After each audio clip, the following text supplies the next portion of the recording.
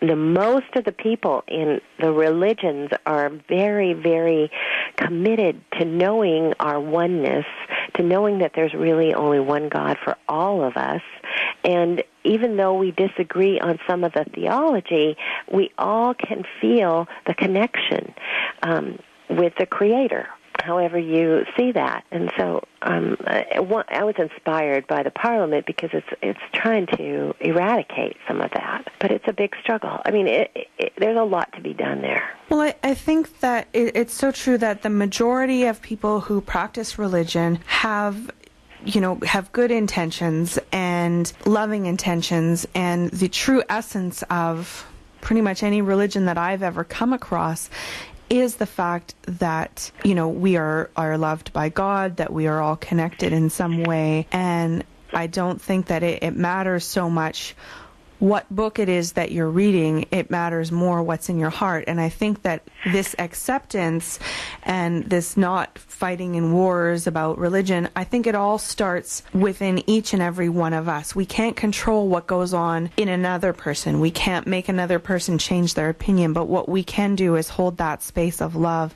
in our hearts for them and for all of our brothers and sisters and all of the beings on this planet. And I think that really that's the way, in my opinion, that we make a real impact in the world, is first starting within ourselves. I couldn't agree more. And, I think for me how it works is that when someone who's really afraid, and, anyone who's hurt and afraid, if you've just seen an animal that's wounded and afraid, they're dangerous. Well, it's worse with human beings. When human beings are hurt, wounded, and afraid, they strike out. And anything we can do to make people feel a little less fear, a little more loved, a little safer on this planet is the extension of that love that allows us to spread peace around the world.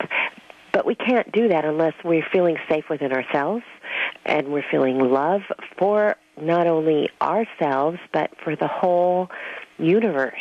To be able to get into that space where that nothing and no one is against me. And I am connected to the Creator. And so everything that happens in my life is here for my growth and learning, and I don't need to be afraid of the circumstances.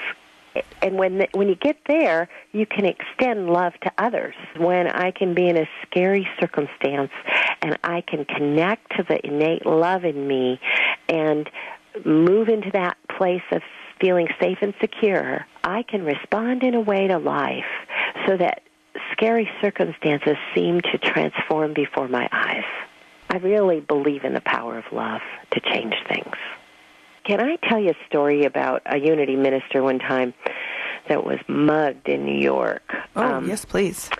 She was in New York, and that's not where her church is, but her church is in a nearby area. And she was in New York, and a guy pulled her into an alley, put a gun to her head, and asked for her purse. And she immediately turned her purse over, and she said to him, I know you think you really need what's in this purse, and you are welcome to it, but I want you to know that God loves you and I love you, and you can be so much more than this.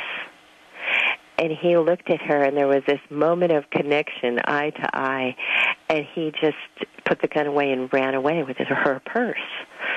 Well, he looked in her purse and found out who she was, and then he took her purse to the police station, confessed to what he did, gave the entire contents, taking nothing, gave the entire contents to the police, and went to jail for 3 months for the mugging that he did. And when he got out of jail, he looked this minister up and came to her church and told her that moment transformed his life, and became a member of her church and is one of the most outstanding spiritual people in her church now, and it's been with her church for many, many years now. To me, that's how quickly Spirit can wake someone up if we can create an energy field of love for them to be able to take a look and see that there's a better way. I think our spiritual paths are not just about trying to help the world become a more peaceful place. That's certainly a big expression of it. But it's also about each and every one of us having a more abundant and meaningful life. Being able to really look at stories like the ones we're talking about and saying, wow, how is that happening in my life? How is the part of me that's really the terrorist in my head being made to feel safe and loved within me from the part of me that knows the truth about me? Because that helps us empower our own life and find the meaning of what we're really here for. I spent 12 years as a hospice chaplain, and I've been with more people in their last breaths than anyone I know. And, no one, as they are going through the process of dying, ever say things like, gee, I wish I worked harder. I wish I amassed more money. They say things like, gee, I wish I would have spent more time within myself connecting. Gee, I wish I would have had more prayer and meditation time. Gee, I wish I would have connected to my family at a deeper level. Gee, I wish I would have known how to heal my relationships and extended the forgiveness and learned how to come back into oneness with people. Those are the kinds of things people are concerned about at the end of their lives.